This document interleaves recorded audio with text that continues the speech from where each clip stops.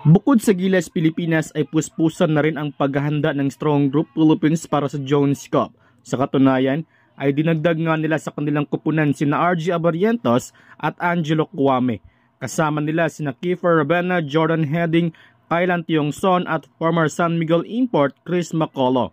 Hindi nga nakapag-participate si Cuame noong Dubai International Championship dahil nagkaroon nga ito ng dengue noon.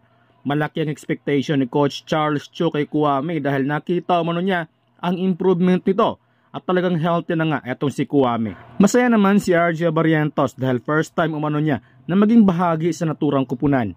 Ayon sa report na magkaroon naman ng tune-up games sa pagitan ng Strong Group Philippines kontra sa Gilas Pilipinas. While malaking benepisyo ito sa bawat kupunan bilang paghahanda nila sa kanilang tournament.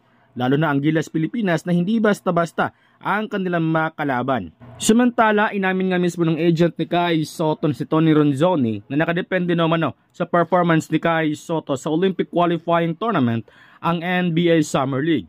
Kinansela kasi ang schedule ni Kai Soto para sa minicamp sa mga NBA teams sa USA upang bigyang daan ang preparasyon ng Gilas Pilipinas sa Olympic qualifying tournament. Ayon nga mismo kay Tony Ronzoni, na malaki man ang expectation niya na maipakita ni Kai Soto sa OQT ang kanyang magandang performance.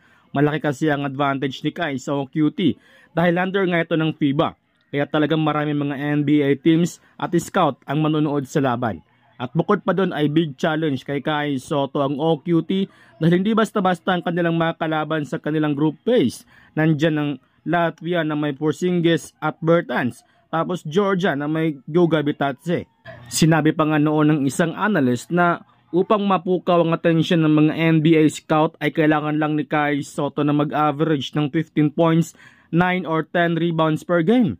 Well, hindi malayo na ma-hit ni Kai Soto ang stats na ito dahil sa sistema ni Coach Tim Con na talagang pinapahalagahan ang mga big man.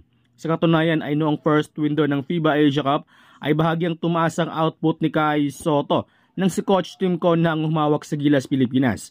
Kaya hindi malayo na magamit ng gusto si Kai Soto, unlike noong si Coach Chot Reyes pa ang humawak ng Gilas Pilipinas.